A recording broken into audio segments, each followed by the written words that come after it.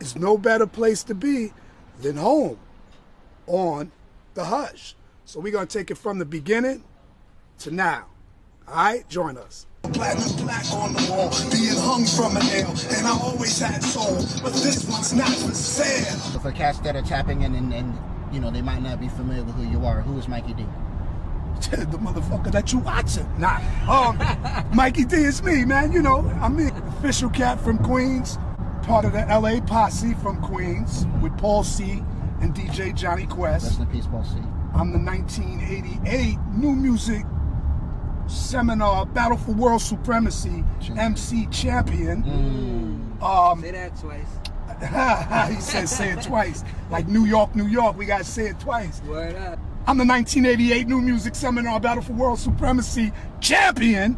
I'm the second generation main source.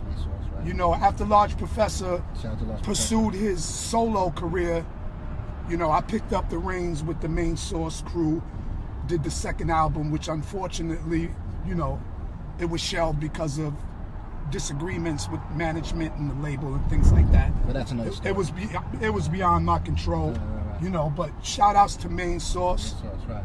You know, host and co-host of Pass the Torch Radio now. That's right, yeah. And I'm still just moving and grooving, being myself, having fun with it. You know what I'm saying? Doing it all. I'm just having fun. What's one thing that should be known about Queens? Queens get the money, baby. No disrespect. The Bronx created it, Queens elevated it. No disrespect. But I'm saying it started in the Bronx. I'm talking about this hip hop thing, and that's where I got my first taste of hip hop. You know what I mean? Listening to the cats from the Bronx on the cassette tapes. Right. Actually, Grandmaster Caz was, and he's the reason that I started rapping. Because the first hip hop tape that I heard, Grandmaster Caz happened to be the one that caught my attention the most out of everybody on there. So I started rapping, you know what I mean? So, you know, it started in the Bronx, then hip hop came across that bridge that we just crossed into Queens, and that's when Mikey D was born, you know what I mean? If I was adopted by anybody, it would be Grandmaster Caz. What up, Bob? You know what I mean? So, salute. Please, you know, get the money. Get the money. That's what they say.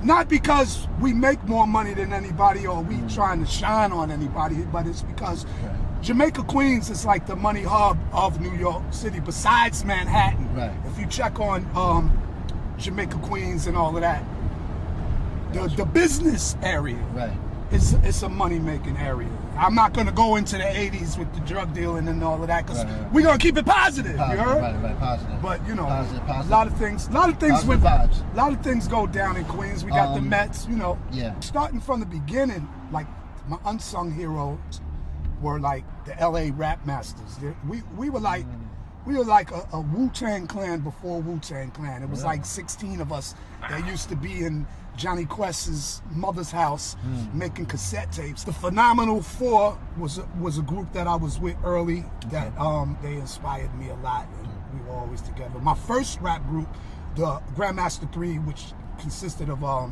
Ever Loving Kid Ice and Lovable Little B and myself, those guys. And then we had a group around, we had like popular groups in Queens, like the Bronx had Fantastic, Romantic, and the Furious Five and Cold Crush. Well, in Queens, once I got introduced to hip hop, I started finding out we had pretty popular groups too.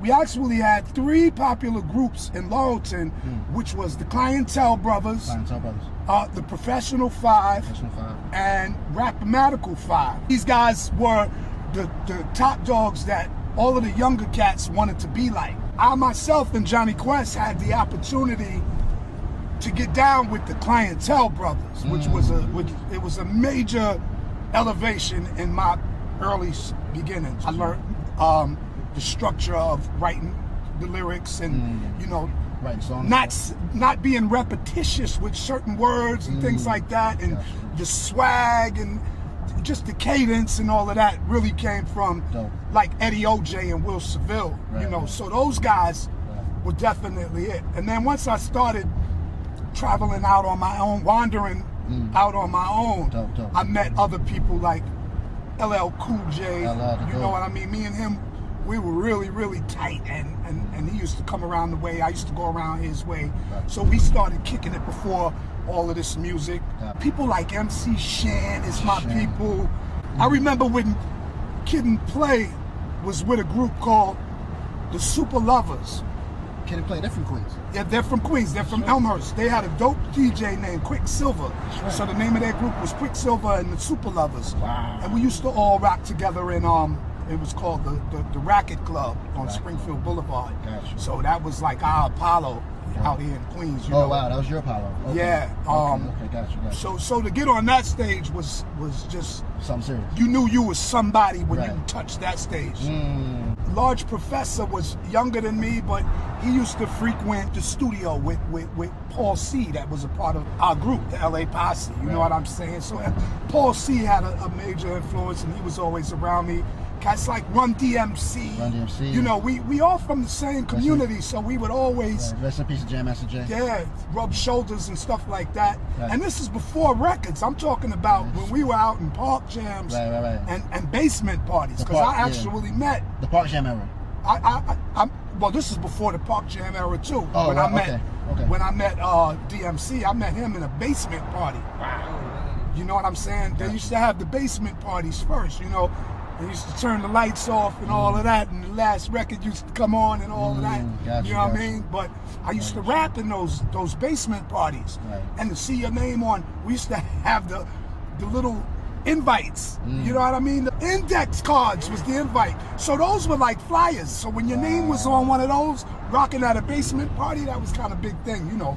But Right. Sweet Teas from around the way. Sweet Teas from Queens Yes, as well. Mr. Cheeks is from around the way, you know. So we all inspired each other. Onyx, you know, Onyx is like a generation under me. So every time I bump into Fredro, he calls me OG because, you know, when they were younger, before they were out in those parks, they were listening to the tapes of me and Grandmaster Vic and stuff like that out in those parks. So I'm like one of those second generation Queens MC. Positive vibrations, you know, ruthless on the microphone. I battle anybody, anywhere, any place. Anybody. You know what I mean? Especially back then, in the 80s, that was strictly battle Mikey D. That's why they call me Mikey Destruction, because I used to destroy MCs. You know, today they see Mikey D as all love because, you know, my DNA is spread out through this borough. You know, a lot of people, my reputation was almost like the boogeyman or a myth, you know what I mean? Because the things that I did in the streets of Queens were like folk tales, you know, like people couldn't believe it really happened. Like walking up Merrick Boulevard from corner to corner with a 40 ounce, just battling anybody in my path, and then, you know, traveling into other hoods, battling anybody. I mean, I battled any and everybody, but, you know. Right. So that was your rap. So now, you know, when you mention my name, you'll get respect, you know, respect and love. Word. So, As soon as we get off the highway, where are we? This is LA Queens, man. This is Merrick Boulevard right here. This is my stomping grounds. this is home. It's home. I'm talking about walking up and down this boulevard from my block, 220th, all the way up here to the last block and across that bridge. My name is ringing bells. We could go in any one of these barbershops that are still here, and I guarantee you they're gonna have stories about me. No negative vibrations, man. All hip hop. Hip hop raised me, you know what I mean? From the age of 13 to what I am right now, I have to give credit to hip hop because hip hop is where I found my voice. You know what I'm saying? Where I found my confidence and all of that. Get that. Oh. Yo, what up? I don't get no love. I don't get no love no more. I'm back, baby.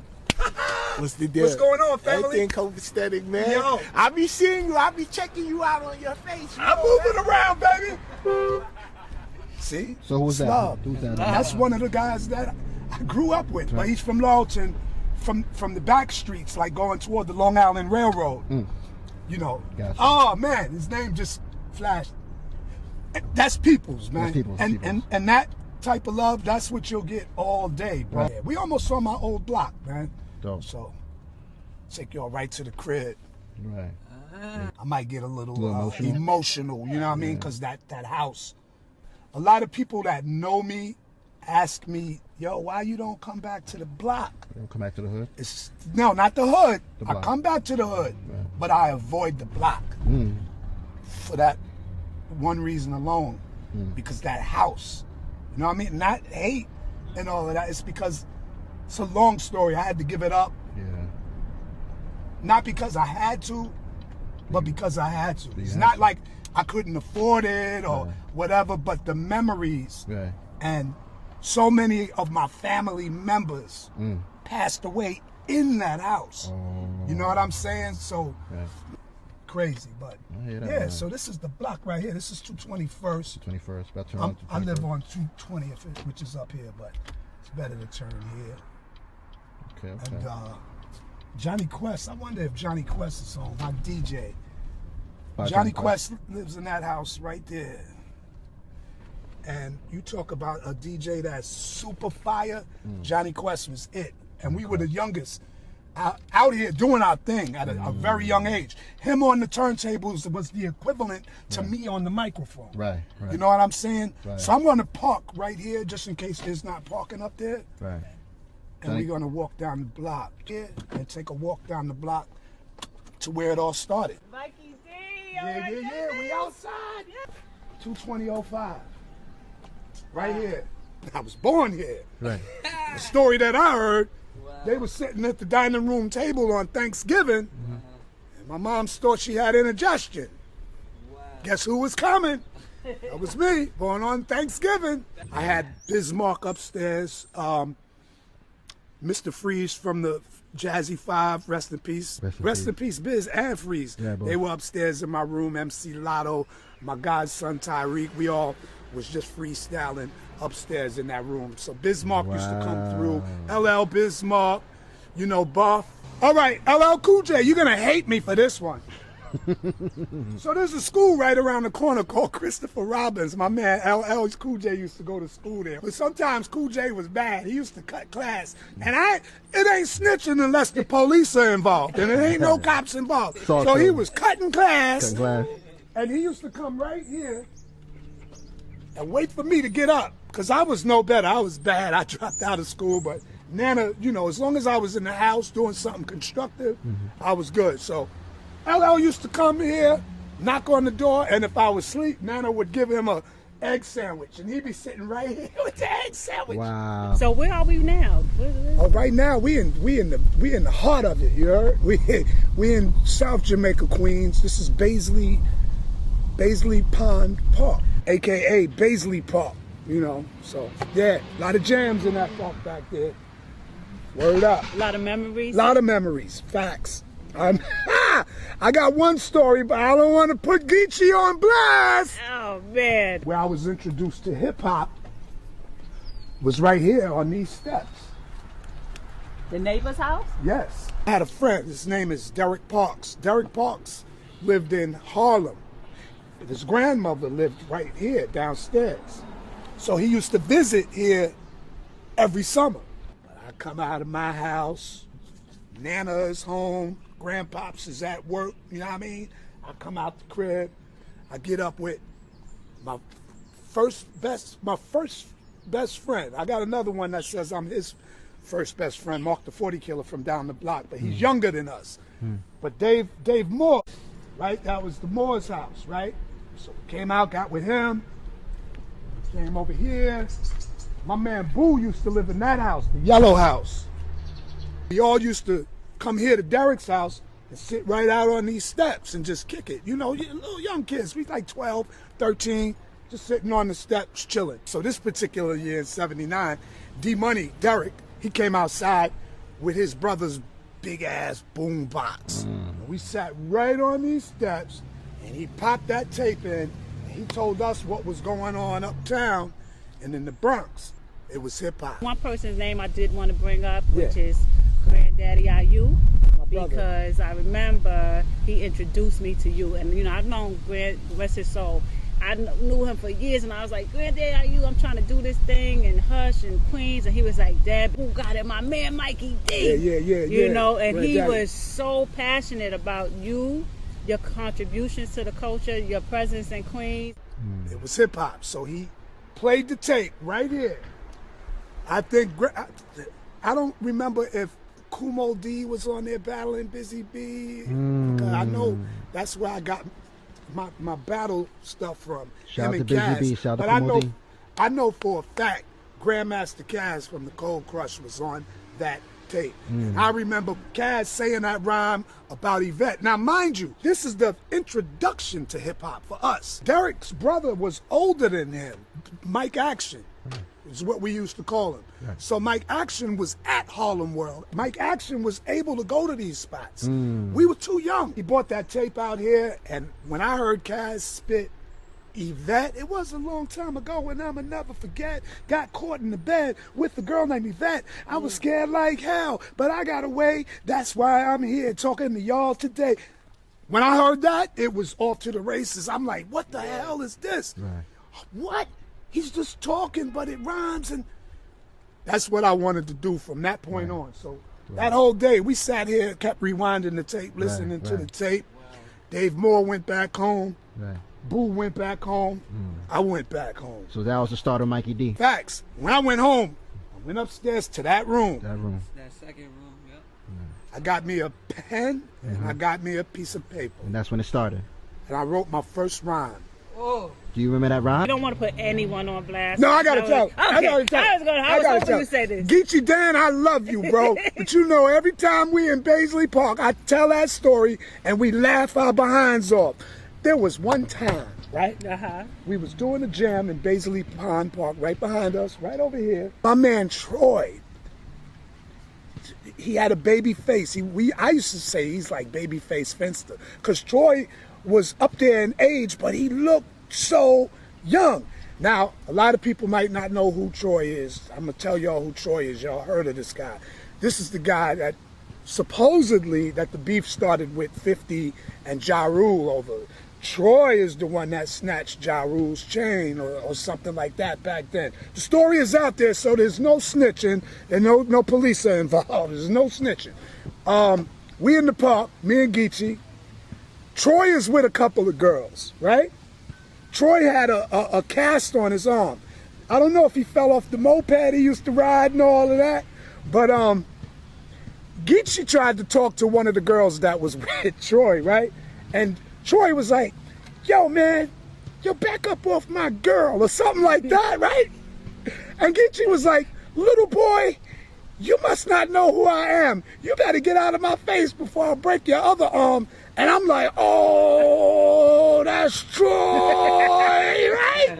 The next thing you know, Troy disappeared and he came back, and it must have been about 50 Baisley Park cats. And he pointed at Geechee, and they chased Geechee from this park all the way through the damn park, man. And Man. I was scared to death for Geechee because they ran right past me, so I was safe. But I was scared to death for Geechee, like, is he gonna make it home? It was like, warriors, come on, you going through, because Geechee lives all the way over in Hollis. My goodness. So and we wasn't driving, we walked here and all of that. That's funny. And then, It's funny and it's not. It's funny because I can't see. But Geechee got away. He got away. He got home. Do you remember that rhyme? Or? I don't remember the whole rhyme. Her mother threw a biscuit that knocked me out. Something. I had no doubt, but then her mother threw a biscuit that knocked me out. Basically, what the rhyme was about was a girl named Kim, because I emulated what I heard Kaz do about Yvette, and I made up some fantasy shit about a girl named Kim. And that was my first rhyme, Kim. Now, mind you, my first person to hear the rhyme was Nana, my Nana. Because she was like, what was you doing up there all night? I heard you banging, and what was you doing? I was like, I was writing a rap. She was like, what is that? I was like, Derek played the tape and I was writing around, listen to this, Nana. I didn't curse then, you know what I'm saying? So, but it was real comical, so I said the rhyme to Nana, and Nana was my first cosign, because she told me that it was good. Nice. She said it was good. So the next day, came outside, got all the boys is around again, same crew, spit the rhyme, and that's what set it off. Thank you, D Money. You know, we're gonna bring up 50 right now since you brought him up. Oh, yeah, 50. In relation to Ja Rule, but 50's doing a lot of things, A whole lot of in things, the film big things. industry and the Yeah. television production, and I know a lot of his storyline comes from Queens. He's from Queens, but when you watch it, whether it's filmed here or filmed somewhere else, but they reenacting some of that time, the 80s and the 90s. Like, how do you feel? Like when you, if you watch it? Let me first tell. of all? I love it. I love Raising Kanan. Okay. Raising Kanan, 50 did an amazing job because I was there. Like, I might not have been hustling and all of that, but I was rapping around the hustlers. Right, so you were there. That's exactly, I was outside. That was simultaneously And when that was happening. the places, Baisley Projects, 40 Projects. Mm-hmm. I'm very, very familiar with it, and just the way he did the show and the places that he films it, I can co-sign and say he did that. Yeah. You know what I mean? Because he did it exactly like it was back then. Right. I'm talking about from the Peace God, all that. How you see today's mathematics God, and when they was talking in knowledge, freedom, wisdom, understanding, all of Today's that. I was mathematics, like, yeah. yo! The 5%. Oh my God! Also, in addition to that, what I would say is I'm not from Queens, so I didn't grow up, but it was happening everywhere, just like rap and everything, and park jazz. But what I will say is, if he did not have a consultant that was helping feed him this information, then whoever it was, if they didn't live it, they definitely hit it. Boom. Well, see, So 50, I don't know if he had a consultant 50, like to really help them. But 50 lived it. 50 was outside, very young. Okay. 50 was on God Brew. Okay. He was already hustling. He was doing his own thing. Which is what his story that he said. Yeah. So 50 was out here in these streets when stuff was going on. Oh, right. Like, so he didn't have to make it up. he didn't have to make was it up around it because he and knew he knew certain the players. players. He knew the areas. You know what I mean? He did it. He did it right. He did And I it guess right. that's why he's so successful, because just like we were talking about earlier, when you speaking the truth or you writing about the truth, of course you have to embellish it somewhere because Yeah. it's for television. So you have to make it like friendly to a wider audience, not just the Yeah. people who could connect with it. So he's doing a wonderful job. Yo, he with that. did it so good Sure. that it's like, wow. If you never knew about Queens in the 80s or this South Side in the 80s, just watch Raising Kanan because he reenacted it exactly how it was. Yeah, even with the gear, sometimes The you check it gear, out, like, the clothes, the wow, cars, okay, you I know, never the known. I wanna lingo, know. all of that. I was like, wow, this is crazy. That's why I love it so much, because I can relate. Mm-hmm. You know what I mean? It's like, wow, he really did it, man. Yeah, that's good. Big up to Big 50 for up, all of that. Curtis for 50. everything. Thank you, D Money. Mike Action was older. He was a DJ, and Boo had an older brother. Has an older brother named Oliver. They called him Ollie T, and they had equipment right downstairs in that yellow house. They had the equipment right downstairs in the yellow house. The two DJs was terrible too. So once me, Boo, and Derek, we got together and formed our crew called the Grandmaster 3. So the Grandmaster 3, you know, like Grandmaster Kaz, Grandmaster 3. That was the name of the first crew. We started writing rhymes and all of that. What's up, bro? Chilling. You all ready? Oh, yeah. Nah, no doubt. So we started doing the rhymes and all of that. So we got down with Ali T and Mike Action, and it was called Terrible 2 and Crew or whatever. So we started doing our thing. So then after that, like I said, Dave Moore wound up getting equipment, and we used to make our first cassette tapes in Dave Moore's Sun Porch as the Grandmaster 3. Wow. We was doing our thing. And then that's when Johnny Quest from down the street, he got down with us and started sharpening up his DJ skills, and it was off to the races. But David Moore, we used to call him the Moore. So that's where we made our first cassette, in that house right there, 22002. That's where David Moore used. And after that, that was it. We was off to the races, and that's where it all started. Yo, we used to play in the backyard, though. The backyard, we had a swing set back there and everything. Yeah. It used to be full of grass. Then my grandfather put all cement back there. We used to have barbecues, family barbecues, and the neighbors. Mr. Walker used to live right here. Miss Fanny used to live over there. I think the only original people from the block are still right here. So I come back every now and then just to see my people that are still here. I'm working on the Pop and Kim album, so now I'm gonna spend some more time where my roots are, because I can't get that feeling from upstate where I'm at. Okay. It's beautiful where I live, but it doesn't have this energy. Yeah, you need to where I connect come to pull from. right. So I can, I can sit here and write rhymes right here and just remember everything that went on, and I can get back into that vibe. So I come back every chance I get. Like even today, I'm going right around the corner, Guy Brew and Linden, to make sure these young adults are registering to vote. You know what I'm saying? So I'm coming back to the community that raised me to give back to them, or at least some encouragement. Right. Let them I don't voice. care what party they are with, Democrat, Republic, Independent, as long as they are registered, because they need to do that. They You need know to what I do mean? it. They definitely need to do it. So I come back every chance I get, My cousins from down south, they gave me a parakeet, right, to bring back. So one time, the parakeet, we used to keep it right in the sun porch right here. And you're supposed to cover the parakeet at nighttime so it would, wouldn't make so much noise. It'd go to sleep. But it used to get real cold up in this sun porch. Man, I left the blanket off of the cage or whatever, but one day I came downstairs and the bird was on the bottom of the cage, frozen.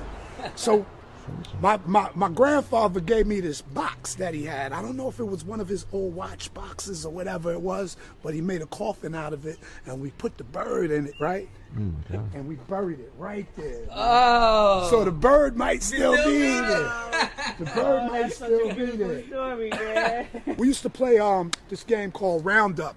All of the kids on the block, we used to run in all of the yards and hide. It's almost like playing tag or hide and go seek. Yeah, but when the one person that got to find everybody else, once you tag somebody and you find them, that person is on your side until you get to the last person. The last person is the winner. Everybody, right. That's Roundup. Farmers Day this year was the IU street naming. Oh, okay. So when I went to Hempstead real quick, we went to Farmers Day first. We dropped Geechee Dan off because he was doing something over there, and we went to Hempstead.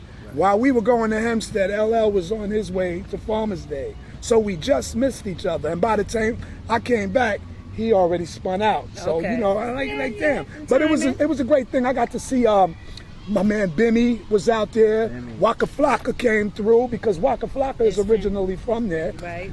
So that's another dope spot. I used to walk up and down Farmers with my man Felio. And LL, we used to walk up and down Farmers, rhyming and all of that stuff. So it's Queens all day. Before hip hop, me and Derek, his room used to be in the back on the first floor. My room was right there, right? Top floor? The top floor, that was my room right there. So what we did was we hooked up those cups, those Dixie cups with the thread. And I threw it out the window. Oh, that's... And then he went over here, he grabbed his side, and it worked. We had communication. Yeah. You know what I'm saying? So that's when we were super young. The Fat Boys, they're from Brooklyn, but they bought homes out here. Buffy was like right around the corner. You know what I mean? So one time he came here to visit me, and all of the kids on the block was outside. You know what I mean? And the ice cream truck used to come through. Mr. Softy. Yeah. Buffy bought all of the kids on the ice block, ice cream. I come outside, I was a celeb because Buffy came through. When he gonna buy them some more ice cream and all that. But another memorable moment, give us one more. upstairs in that room, that room that I showed y'all. Yeah. And I had just bought some equipment, trying to get my little studio thing on. Bismarck came through. Bismarck. And he blessed me with some beats, and we did a little freestyle session upstairs in the room. Here's another story. Another story. Okay. Sitting in the living room, I was at Crush Groove with my human beatbox at the time, Lionel. And we were supposed to be in a certain scene as extras or whatever, but we were so busy outside, battling and rapping and all of that. Right. Cypher. We missed our calling. And Mr. Cole. anyway, my man Dr. Shock said that he knew a manager that was looking for artists, this, that, and the other. So he introduced me to Arthur Armstrong. Arthur Armstrong actually owned the Ecstasy Garage in the Bronx. You know, Arthur Armstrong was from the Bronx. Gotcha. But anyway, he wanted to sign a group, so he wanted to come out here and meet me, this, that, and the other. So we let him come through, and I was going with this girl at the time. She rapped as well. Okay. And she was with a group called the Symbolic Three, right? And now I didn't tell the girls what was going on with this manager, this, that, and the other. But anyway, I'm in here having a meeting with Arthur Armstrong, and here come the damn girls. They came in and bum rushed the damn house talking about, how you gonna get this contract by yourself? Because, you know, they thought it was Mikey D and the Symbolic Three or whatever. And if y'all don't remember the Symbolic Three, y'all could go on YouTube and pull up Symbolic Three No Show. It was a Dougie Fresh disc. No, yeah. And I wrote that song, and I was like featured on it as well. But they kind of bum rushed my contract signing. You know what I mean? But that's another memorable moment up in that crib right there. Big Veg and I have a radio show on rapstation.com, which is Chuck D's network of a bunch of different shows, radio shows. Our show is called Pass the Torch Radio. Okay. We give up-and-coming artists, veterans that didn't go all the way into the limelight, we give everybody a chance to, you know, shine. You know, we passing the torch to everybody. And it doesn't necessarily just have to be hip-hop, because actually on our next show we have a wonderful woman by the name of Sheila Ingram. Yeah, gospel singer. Gospel singer. Dope. She's going to do her thing. It's a wonderful thing. But yeah, so pass the torch. Do some of this too. This, Dad, let me tell y'all about Hush Tours. If y'all are watching this and y'all haven't been on a Hush tour, you do not know what you're missing. I don't care if you're on the bus going through the Bronx or Manhattan, or if you're walking with Reggie Reg. If you haven't been on a Hush tour, you are missing out on something special. It's the only tour of its kind. Let me tell you, when I used to live in Queens, she gave me the pleasure of doing the Queens Hush tour. And we had so much fun. But before I was able to do that, I went on a Grandmaster Caz Hush tour. And let me tell you something. It was a whole new experience, even for me, a veteran MC. You know what I mean? But to get that knowledge and to be with a person that was there on a bus, him kicking rhymes and us stopping and looking at, yo, if you haven't been on a Hush tour, please, I beg you, get some tickets and check out that Hush tour. Word up. I ain't gonna front. You did your thing with that. Thank you. Yeah. That's Thank a fact. you. You know, it's always to give the people who are responsible for building and creating hip-hop a platform to share their stories with people that come from all over the world. Because New York City is the mecca of entertainment. That's a fact. That's That's fact. it. That's it. Thank you. Thank you. So love.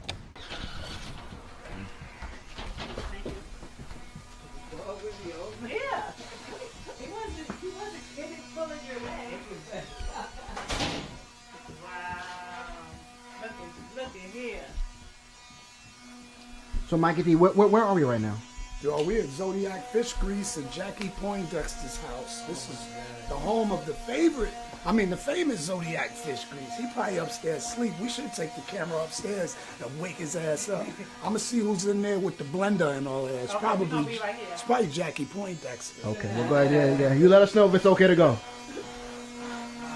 I have a question for you. So, you know, I grew up in the Bronx, Harlem, and, you know, when we used to come out to Queens or Long Island or anywhere that was more considered like residential, which Queens offers that kind of neighborhood feeling, we used to feel like, wow, you know, backyard, grass, and all of this stuff. When you or anyone that you know traveled to other boroughs outside of Queens, particularly the Bronx, Harlem, where there were projects or tenement buildings, like how did that impact you as a child or even as a young, like a teenager? Well, Or did you even travel? yeah. As a child, I was raised by my grandmother and grandfather. So, you know, they was on that, you better not go to that bad neighborhood, or you better stay out of this place. That place bad, this, that, and the other. Now, mind you, my pop's side of the family lived on the south side. this is I think I don't know if they call this the north side or the west side or whatever, but the south side is pretty tough, you know. And when I used to visit them, it was I could tell the felt the difference. difference, I like the felt other the side of the energy, tracks, like kinda. they was rougher, you know what I Yeah. mean? Over there, it was tough, and they was, you know what I mean? felt it. It was like something in the air. So I didn't really start venturing into projects and stuff like that, because I mean, we got 40 projects, we got Baisley projects, you know. I'm talking about within walking distance from here, because Queensbridge is way near Manhattan. Rochdale, it's not a project, it's a co-op, but they considered it project. I didn't do it when I was younger, but when I was older, probably about maybe 16, 17, I started going in there, because like I said, like hip hop made me find my confidence. Okay. You know, so I was like a beast lyrically. So I just felt comfortable wherever I went. Me rhyming, being aggressive the way that I was, I made a lot of friends like that from different places. So when I did start venturing into these places, they already knew who I was. You know what Your I mean? So reputation, I was yeah. almost like welcome there, because, oh, we got Mike coming through the rhyme. All right, bet. Yeah. So it wasn't, I never saw the craziness until like the mid 80s, you know, once that epidemic came through, Yeah.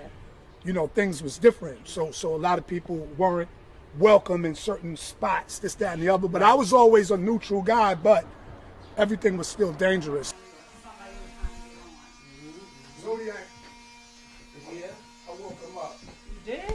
Is that him in the middle? Yeah. He said he's gonna come down with me though, so we can get comfortable. Even when you grew up in the Bronx or in Harlem, there were areas that you didn't But venture to you on know your what? own either. I used to- It's just the city life. Right. I used to hang out in Soundview projects Oh, in the not- Bronx. When I got a little bit older though. And I was drinking that liquid courage, you know. Right. Old English, you know, was And if you went to, if you the MC that you are, and you were then, you kind of like had to in a way. Right. You know what I'm saying? Because it was like a rite of passage. I've gotten chased out of projects. Yeah. I got chased out of Left Rack City. You know what I mean? Because I was an aggressive rapper, you know. I mean, I was Shout in... out to Nori. Word up. Shout out to Nori. Shout out to Andre Harrell. Salute and There's a lot rest of in them. peace. Like when I went to Left Rack this one particular time, my homegirl, Sinquist from Finesse and Sinquist. Remember Soul Sister Soul? She was having a birthday party and I went to pull her. That was homegirl. A couple of the guys wanted to battle and whatever, so we go down into the garage of the building or whatever, and my dumb behind jumps up on somebody's Benz and I start rhyming. You was in the zone. Oh yeah, I was definitely in the zone. I won the battle, but they chased us out of there so quick. My man, Fiddle and Vincent. Yo, what up, baby? What up, man? All right, you good? Hanging in. That's what it is, man. All love, baby. Nice to see you, man. Word up. All right. So my man Fiddle and Vincent used to live in that house right there. They was with us. I'm talking about these guys was on our backs, you know what I mean? But we got away. Fiddle and Vincent and them jumped on because they chased us into the train station. We jumped the turnstile. They jumped onto the tracks and ran through the tunnel to the next stop. I swear to God. Oh, wow. To the next stop. R.I.P. Theodore. He didn't get hit by a train or nothing like that, but they ran to the next damn stop. I stopped. When all my boys jumped on the tracks, that wasn't and for they you. ran. Yo, I stayed behind and waited for the train and prayed that these Left Rack cats wasn't gonna come jump the turnstile and come where I was at, because I was caught. The only one there. Now I get on the train and I get to the next stop. Everybody's all black and like tarred up. Like, yo, oh my God. So you just brought back a memory.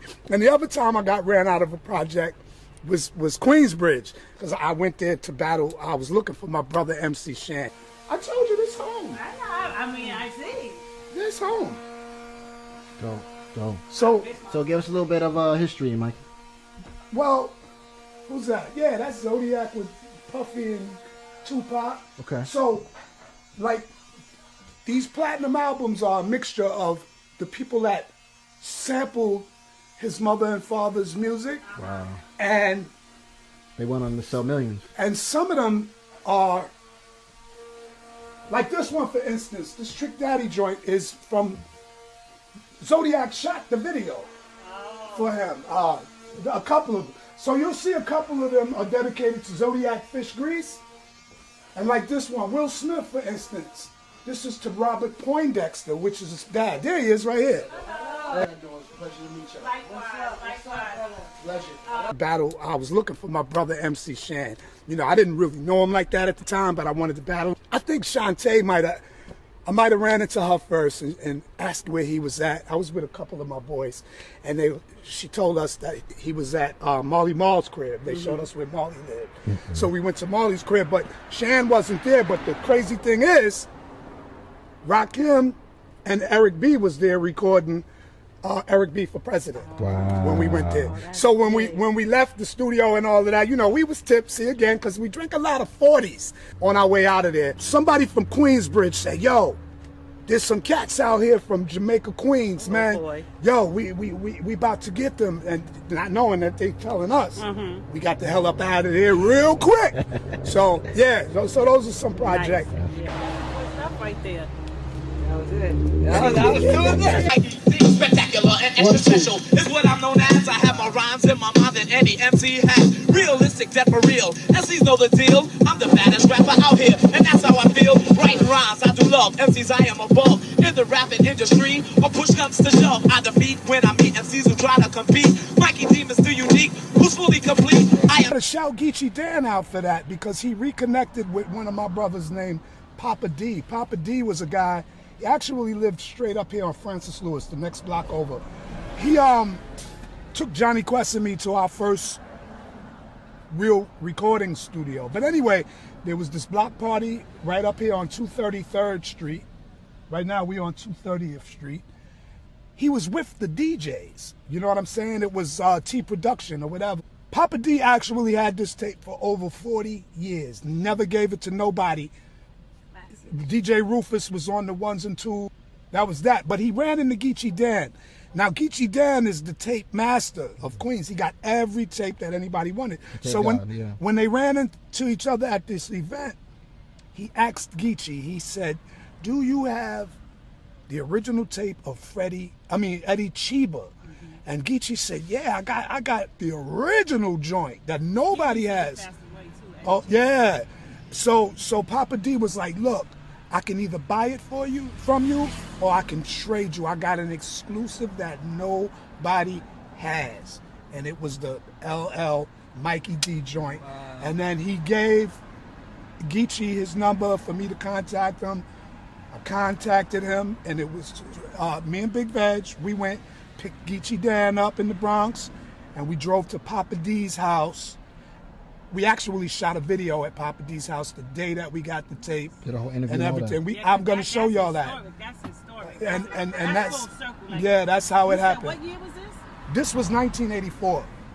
That's not out yet. I wasn't born. Yeah, that's not out yet, right? This nobody got this. Nobody has it. This is an exclusive. It's him telling me that he has this and playing it. I remember him sharing the stories when we be going around like this.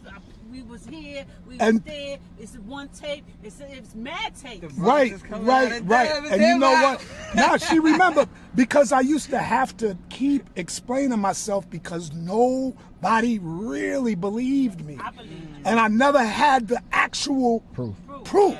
Now we have it. You know what I'm saying? This is nice. Run DMC. Y'all scared me. Y'all don't be looking at me jumping. Not in Queens, right? You know what I mean? Don't do that. We didn't jump. What's up? Yeah, y'all from the Bronx. They from the Bronx. I was like, yo. We didn't even jump. We didn't even blink. Go ahead. So now I jumped because it came from the roof. The sound came from up here. That was too funny. I get it. Papa, get it. So Mikey, what we doing? We're going to do the Pop and Kim spot. This is where my street legend was solidified. Right here. This used to be Pop and Kim's store. Pop and Kim was owned by a married couple. Evidently, Pop and Kim. They had the ice cold 40s, 40 ounces. Everybody drank the malt liquor back in the days. This is before the St. Ides days and all of that. This is when we were drinking Old English 800. So what they used to do is they used to put their 40s in a freezer. And when you bought your 40s from here, it had ice in the 40s and frost on the bottle and all of that. And at this time, this is before the police cracked down on drinking 40s in the public. You could still drink 40s in the public at the time. So, I mean, everybody used to frequent the store. Right. We got bees out here, y'all. Bees and queens, you know what I mean? So, Shout out to Wu-Tang. Run DMC used to come through here and buy cases. Right. You would see Jam Master Jay at any given time buying cases. Okay. You know, a lot of people, everybody from Queens Used to come out here. used to come to this store right here. But at the same time, I was a young dude battling. You know what I mean? So anybody that came through the store, if they rapped, they had to try to get through me. Oh, what? You know what I mean? Special. On some rhyming shit. You know? I'm outside with my 40. I'm waiting for whoever to come through. And, you know, we used to do what we do. Now, as you know, when I started making records, we called ourselves Mikey D and the LA Posse. That's because originally the crew was Boom Bash. Boom Bash was a crew of brothers from this neighborhood. These guys used to protect the neighborhood. We were very territorial. Right. And they didn't fight, you know, with chains, bats, and guns and all of that. These dudes was on a real health kick. And they used to all work out. So you had like 30, 40 brothers my age, Like but buff like, up, big like muscles. this. You know what I mean? And that was Boom Bash. Big Supreme, you know, Lockjaw, Right. Big John, Fig Phil, Pitbull. You know, we had a whole crew. So actually, right there where the green is going around, that used to be a Burger King. Really? And in the back of the parking lot of Burger King, we used to have what you call war games. War games? War games was Boom Bash, all of us, drinking our 40s, and just going at it. Like it was like a Royal Rumble at any given time. So that was a whole lot of fun. And the reason we had to change our name to LA Posse is because when we started making records, they didn't think, the label and management didn't think it was a good idea for us to use the Boom Bash name because we were gaining a reputation in the streets, you know what I mean? And they just thought it wasn't good for the brand or whatever. Wasn't a but good look. You got to remember, back in the days when you had a whole crew, it wasn't your gang, it was your posse. Posse.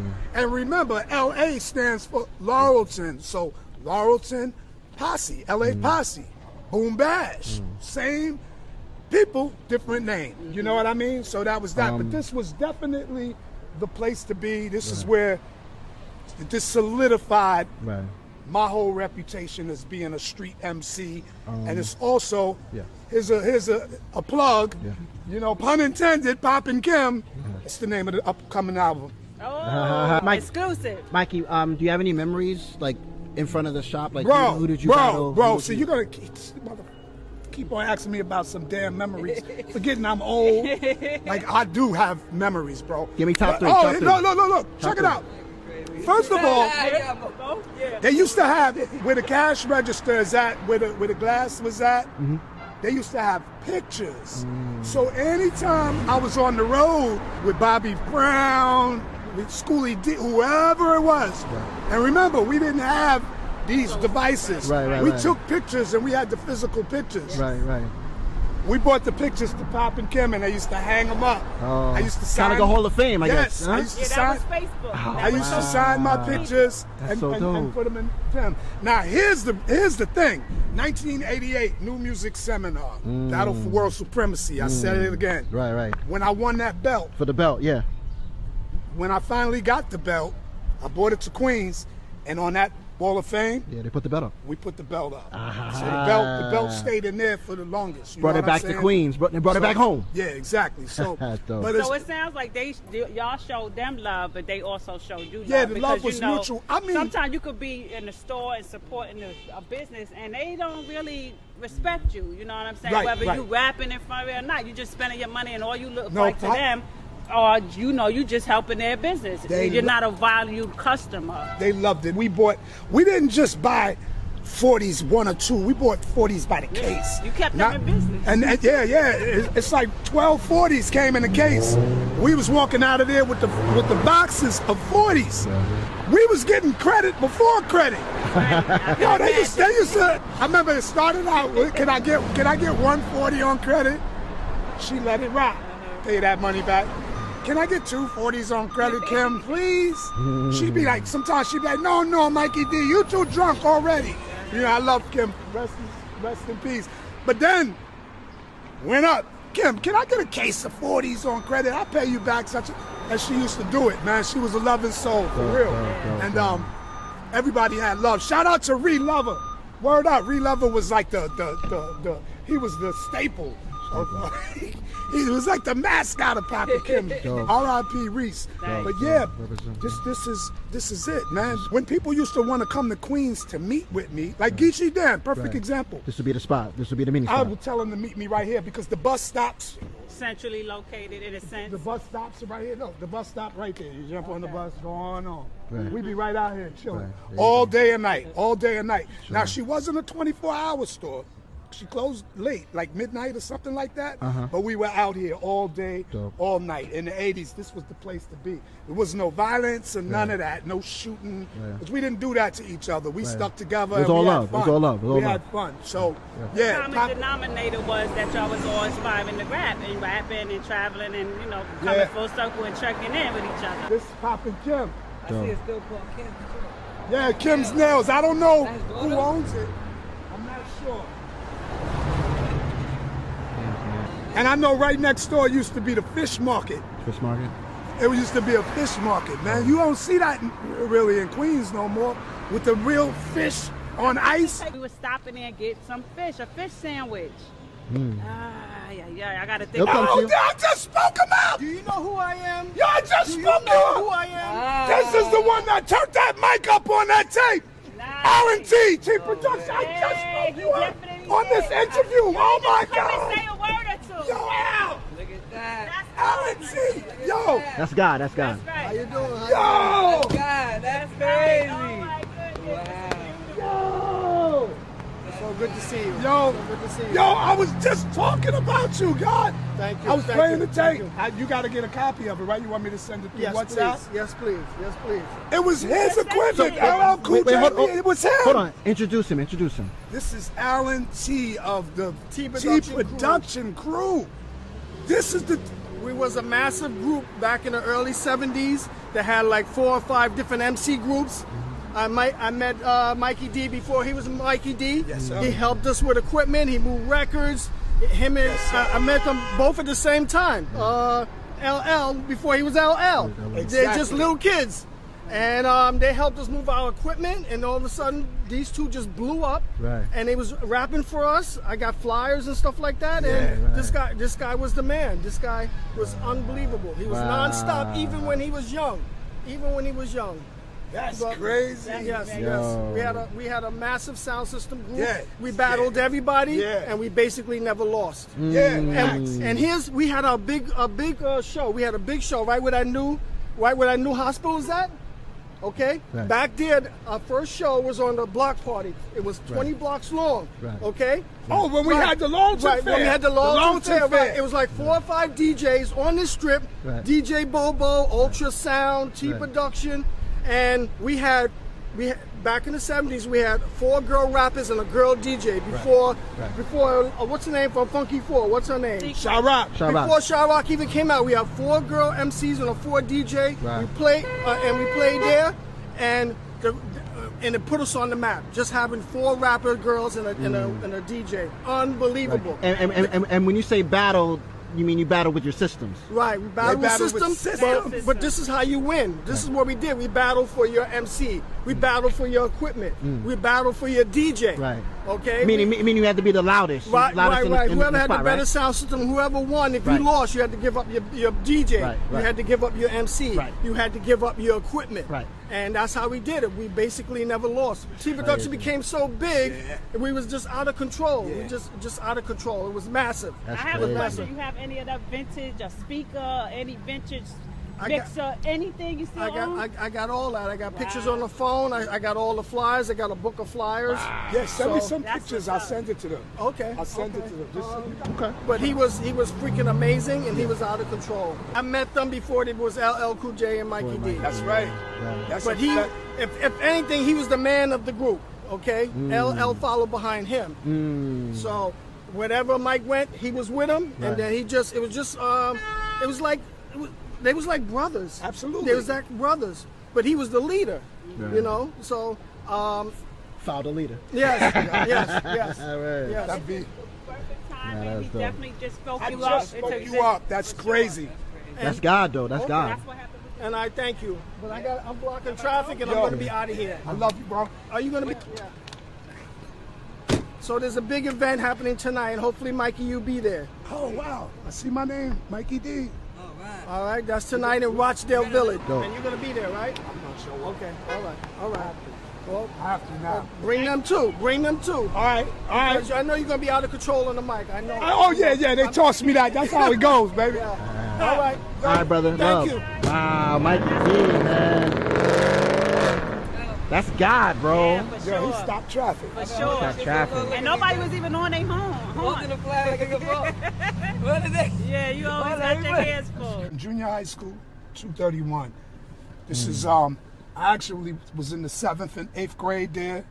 7th grade, 8th grade, 231. But once I got out of that school and went to high school, I actually came back to 231 to the park because they used to throw park jams in there. And I had my first battle Right. at 231's park jam. And I- this was your first Park Jam experience. This was my first. It wasn't my first Park Jam experience, but it was my first Park Jam experience on the other side of the ropes. You know what I'm saying? Because at the Park Jams, if you know, the DJ and the MCs were behind the ropes. Right. The crowd was on the outside On of the the outside, ropes. right. You know what I mean? So I was always on the outside of the ropes at the Park Jam. Right. But this was my first experience Right. behind the ropes. And I actually happened to get called out the same day. Do you remember the cat that called you out? Or? Yeah, my man, and I got to give him love. My man TLC from Farmers Boulevard. TLC. He had Farmers Boulevard on lock. You know, I had Laurelton on lock. Merrick Boulevard. So sooner or later, you guys were gonna bump heads. So huh? it wasn't about bumping heads. Well, I mean, we'll run to each other. and then, you know. But it didn't have to be like that. Okay. You know, because although, you know, I would battle cats and all of that, Yeah. I didn't expect to battle somebody that was so close to my area in a park jam. Do you know what I mean? Right. And this guy was already doing his thing. I Right. was still on the come up. Right. So, And- so he was buzzing. You were on the come up. Yeah, I was on the come up, and I was definitely buzzing because I had platinum tapes in the street. You know what I'm saying? Platinum in the Cats street. go platinum on wax. I was going platinum on cassette tapes, our basement tapes, our Mikey D. Johnny Quest tapes. Right. We had a tape that circulated called Here's Johnny that just went crazy. And matter of fact, the reason TLC called me out is I think when he was rapping, I might have been making noise or something, but not in a disrespectful manner. And I had just came out with that record that you and I talked about, No Show. No show. So he said something about the record, Okay. might have called it corny or something, or because of my popularity from that record. And he kind of pushed my back up against the wall. So Ooh, and that's where you came. I got in. my first taste of like blood in a battle, and I was like a pit bull. I kind of liked it. Kindergarten, I was in PS 37. Then my first and second grade, I was in 251, which is here. And then third, fourth, fifth, and sixth, I was in PS 37. Right. And then seventh, and eighth, I was in 231. Right now, we in Rosedale, Queens. Once you cross that bridge, you're back in Laurelton. But Rosedale, Laurelton, Cambria Heights is basically Springfield Gardens, Queens. From Rosedale, well, Paul C was from here. Paul C. Actually, Guru bought a house in Rosedale. Rest in peace to Rest in Guru. peace to Guru. Cool Rock from the Fat Boys bought a house in Rosedale. Cool Rock Ski. It's Queens, baby. It's the Queens thing. And remember, it's part of Jamaica, Queens. It's all within Jamaica, Queens. This is, woo-hoo. Boy, memories is coming back now, baby. Man, listen. The park. Right here. This is where it went down? This is where it went down, up, sideways, And all over. went everywhere, baby. Right here. Can we go in there? Yeah. Mikey D first battle. Yeah, right there, basketball court. Oh, we going inside. We going inside, bro? That going gate in. was locked, but you could go in this way. Yeah, that way. yeah, we going right in We there. going right in? The door is always open. That's how you know. Ah. And they live on the south side. Like we could literally go to the house and just walk right in, and it's just, man, it's just crazy. Zodiac Fish Grease, Jackie Poindexter, R.I.P. Bob Poindexter. Here it is. So here we are. We're here at the, what park is this, Mikey? This is they call it 231 Park. This is where it used to go down, really go down, like park jams. If y'all don't know about park jams, you're about to learn something now. They're going to learn today. You're gonna learn today, baby. And like, check it out, before we had generators and all of that, I know the BX used to hook up to the light poles. The light poles and all that. Right, We ain't had them privileges, you know what I mean? Right. So we used to hook up to a box. There used to be a box right over here, a power box. There it is. We didn't always have the generators up there. No, I'm talking No, about the poles, light the poles. light Oh, the poles, pipe the light poles. Okay. Yeah, there used to be a power box right here. You can see the evidence. Yeah. Wow, that's crazy. So, Tape Master B, JT, Rick G, and cats like that. See, Alan T, he's from T Production. They're a generation before us. You know what I mean? Because like I was a little cat running around with those guys. The guys that used to come out here are more in my age demographic. You know what I mean? So Gotcha. Tape Master had that crazy system. He used to ride around with his Vegas in the red van. That's why I think he's deaf today, because Because of he that. used to ride around. No You talk sound about a protection, no system. ear protection. He had it in his van riding around. You would think it was a park jam and it's Tape Master B coming through. So they used to hook up. This was the power box. Power box. The cords used to run through here, right through the gate. Okay. You come into the park. Come to the park. They used to rope this off. Right about here. This is huge, too. Right here. So this is basically backstage. Right? This is You had your backstage. equipment, your turntables set up right here. Right. Your rappers, your MCs right here. Right. The speakers used to be out here. Big ass speakers facing that way. That way. Let me hold a cup. Speakers over here Right. pointing that way. Pointing that way. So like I said, this is, when they used to rock over here, I was behind the ropes. I mean, I was on the outside of the Outside of ropes, the ropes. with the audience. And I'm just checking everything out. You know what I'm saying? Just observing. Exactly. I'm coming to the park jams and all of that. I'm on my come up. You know what I'm saying? And just watching them do their thing, and it was crazy. It was magical. Right. The DJs was nice. Rick G, we call him Papa G now, Papa because G. he ain't old, but you know he older than me, but you know a little right, grayer than me. But yeah, Right. old man with your cane and all of that. Call you Big Daddy Kane now. But Rick G was just ill with the cuts and all of that. So me and Johnny Quest, we was students, and we was like, we watching, you know. So boom, we were fans of the music when they were right here. Right. But then they started using the same power joint, and they started bringing the equipment over here.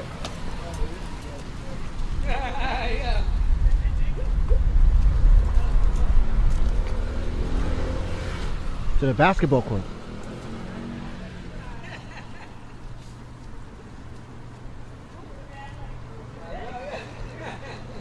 They started setting up over here. So now you got people in here, you got people all out there, Right. the equipment here, and now I'm in Springfield High School, Right. doing my thing over there, gaining momentum Right. as an MC. Now when they were on that side doing it, I was a student still. Right. But when they came on this side of the fence, I was ready. So I came over here. Now I'm behind the ropes. It's mad people. You got Farmers Boulevard. You got people from all over. Cambria, Rochdale, you got, there's 4 sides of this. You got people coming from that way. You got people coming from that way. You got people coming from Laurelton. A lot of people. You got people coming from the south side. A lot of people. All right here. Right. All of, I'm talking about It's all like of this. arena capacity. Yeah. You know, exactly. Really. So now, I'm ready to do my thing and all of this. Right, right. And Radio, my man huh? TLC was in here too, already doing his thing. He was popping. He had Farmers Boulevard on Smash. And I had Laurelton on Smash, Merrick Boulevard, Laurelton, you know, and Laurelton and Farmers didn't really get along. Really?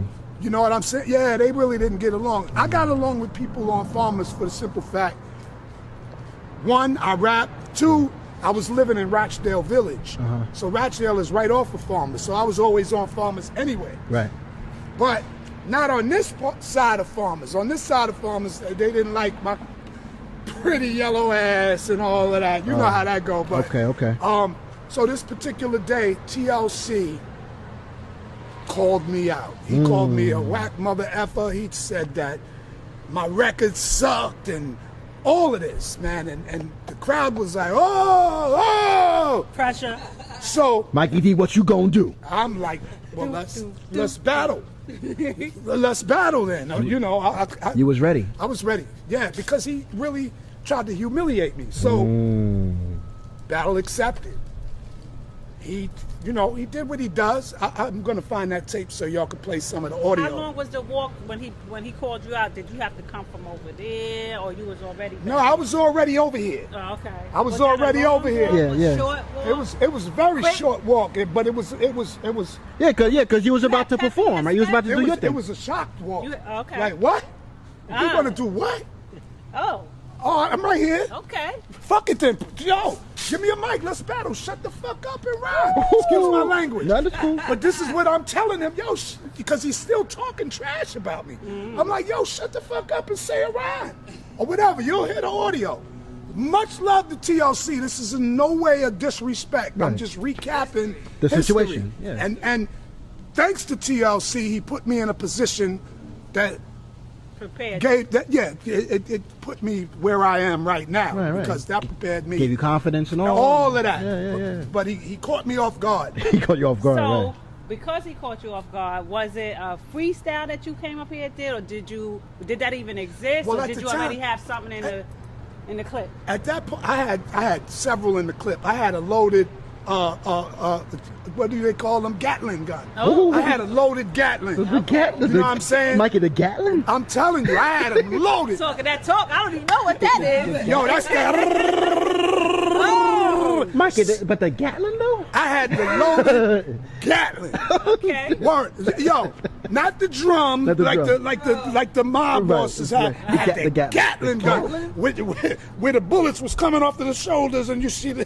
That's why you said you was ready. So I was definitely ready for it, and so like we was talking about LL Cool J and me. Right. LL Cool J, me, and a brother named Mark Miller from the Phenomenal Four I mentioned earlier. Yeah. We used to have plastic bags full of rhymes, so we wrote all the time. Okay. So we had so many rhymes that we used to write about different topics. We just wrote about anything. So the rhymes we would spit would seem like they were freestyle because we had so many, and right. we can. And you had to memorize. adapt. Right. You had to- And we memorized our rhymes back then. I didn't start freestyling until I was getting drunk and didn't care what I said because I'm real meticulous and I'm a perfectionist. Like I don't like to make mistakes when I rhyme, and I need it to make sense. I need you to see Right. what I'm saying. I need you to see it with your ears. And it was a different time then too. Right. You know what I mean? I imagine it was a different time. So he called me out, and Y'all battled, yo. I commenced it. This you was your remember- first, and this was your first battle. This was my first battle in front of a crowd like this. Because I battled on the streets one-on-one. I battled in ciphers and all of that, but I never had a crowd like this. When I had crowds like this, it was just me rapping and, putting on for the crowd. Not. But now you had an audience. Like, now we kind of had an judges audience. too, right? They're the Yeah, judges. the audience was your judge. Yeah. And we Right. went at it. So So, TLC, oh my God. quick TLC. question: do you remember the rhyme? That's what I was getting ready to TLC. And the rhyme that you use here, did you have to use it somewhere else? For instance, at the New Music Seminar. Was that one that was in that bag? Yo, that's crazy. You know what? I might have used it on TLC first, and then got rid of it after I dusted. I got rid of it after the seminar. Okay. So you don't remember that one, but that one gave you a lot. I remember the rhyme though. Okay. Yeah, can we get I definitely remember the rhyme. Yo, TLC, I love you, baby. All love. Yeah. TLC, my man, don't even turn your back, because for that shit you just said, I got a counterattack. Call me scared or unprepared or anything that you can. It could be you and your crew against this one, man. I ain't running, homeboy, so don't interrupt. I'm just fulfilling my dream, shutting your ass up. You try to break on me? I thought I was your friend. You broke on me. Now you taste your own medicine. But I should give you credit where the credit is due, but fuck that. I give you credit when this rhyme is through. People think that you're the best and no one can be better, but I'm known to be a title upsetter. One rhyme will dust you off, or maybe two, but any way that you put it, your whack ass is through. You pop shit like you're great. Come the party's late. When you finally arrive, you make the people wait, but you ain't shit to be bragging about. I bet this girl right here could take your dumb ass out. When it comes down to rapping, you might be okay, but you met me. So get on your knees and pray that I don't take your title. With one rhyme recital, the rap that I possess can be that vital. I hate to put you down lower than the ground, but you're always popping shit that you're the greatest around. That weak rap bit is illegit. TLC, you should quit that weak bullshit. You're the title defender, and I'm the contender. I'm gonna let you know right now, your career will end at the end of this jam. That's right, my man. Anything that I do, you wish you can. I can make the largest wall into a little fence. I can make your ugly ass look like a prince. Now, if I could do that, you know I got pulled, because making you look good is impossible. With a face like yours, you can scare away the devil. On a beauty contest, you're on Medusa's level. Believe it, because I know what I'm talking about. You look worse than an ass with shit coming out. You poor mother. Rapping's your only job. On Thanksgiving, all you ate was corn on the cob, no Christmas presents. When Christmas time came around, even robbed Santa Claus when he came to your town. Let me stop snapping on you. You're wasting my time. Keep your big mouth shut or get part 2 of this rhyme. I know that walk home for him was long. I know the walk out the park was long that day. Yo, they was like, Oh my God. yo, believe it or No not. disrespect. I didn't need a part 2. But that's what kind of that battle right there really solidified my position as a legend, as one of those guys, you know. Now, as far as this park is also concerned, you also wrote rhymes at this park. Not at the park. I wrote rhymes in the school. Let's take a walk to the school. The right school. around the corner. Okay. Damn it. Yo, it used to be a hole right there that we could go through. Oh, where? I Okay. I wouldn't be going to the hole. I said, I'll meet you on the other side. So, Got you. So we're going to where now, we're Mikey? going to the front of the school. And what school is that? 231. 231. Although I did that, and I might have won the battle, you know, he had crew, Farmer's crew, and all of that. Luckily, I had Boom Bash with me. Right. Because, Cats was really, because I not only I didn't disrespect TLC alone, I dissed his whole boulevard. I said, Hip hop. yo, I said, Farmers Boulevard is whack. LA makes all the money. Wait, Farmers Boulevard is whack. LA makes all the money. If you think y'all alive, and that's very funny. Because it is you that I will crash. And if I can't handle it, then I'ma get Boom Bash. Boom! Then my crew bash. Then I'll crash. Anybody from Farmers, I'ma wax that. So it goes bash. Boom! Then I resume my title as the king under the full moon. So it's like, my crew, and remember, they like this. You know what I'm saying? Yeah. What you gonna do now? It was crazy, but it's all love now. It's all love. It's all love. Yeah, it's all love. But that was now. a crazy time, though. But back then, this is early '80s. It's crazy. Things changed so much. I remember this used to be the first stop of the 77. Q77. That was the bus that I used to take to school. This was 231, the entrance right here to the school. Now, that side was 231, the junior high school, and this side was PS 251. It was the little Lower kids level. school. Elementary. See, now they got the 85 running through here. That bus runs through Rochdale and all of that, but it used to just be the Q77 up and down Springfield Boulevard. And the bus used to stop here. They actually, after school, we used to have the specials out here that used to ride through Lawton. That's another joint. We used to jump out the windows and battle and all of that. One time, I had a book bag full of rhymes. Somebody threw them out the damn window of the bus. Yeah, I don't remember who it was, but yeah, it was crazy. I used to get bullied. Really? In 231, 7th and 8th grade. You didn't battle the bullies? I couldn't battle the bullies because I wasn't battling yet. Oh. 7th grade. Oh, 7th grade. Okay, this is 8th before. grade. Oh, okay. But my schoolmates could tell you, I used to write rhymes in class. Right. I used to write rhymes in class. This is where I first started writing rhymes, like besides Nana's house. And when I was coming to school with it, I was writing rhymes here. It's home on the hush right here, baby. 231. I used to go to school here, 7th grade, 8th grade, writing rhymes and all that right here. Dope. But then check it out. So I was writing rhymes in here, but I was kind of doing it incognito. You know what I'm saying? Negro. Not too many people knew what I was up to until I got to Springfield High School. So after the 8th grade, right across the bridge is the high school, Springfield. That's when I just gave up on school and just started writing raps. And all of my schoolmates could tell you, some of them could tell you about me writing rhymes in here. If I wasn't writing rhymes in here, I was writing, do you want to go with me? A simple yes or no, check box. I was doing one of those or writing rhymes. You know what I mean? I wasn't really learning nothing. Mr. Tatil was my Spanish teacher, always failed me because I couldn't get no Spanish. I looked Puerto Rican, but I couldn't get it. But yeah. So but when I went to Springfield High School, that's when I started writing rhymes instead of doing the schoolwork, just bringing book bags of rhymes to work and to school. And people used to be like, "Yo, Mike, he don't even do no work. He just writes rhymes." But I do remember one time in this school,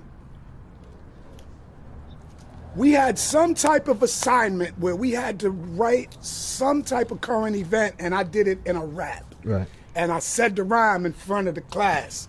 So that was like one of those memorable moments because they was like, you know how kids are. Yeah. And I said the rhyme in here, so that's what gave me my courage and my, you know, all that. Shout out to Mr. Cheeks. Shout out to Fredro Starr. Shout out to Kwame.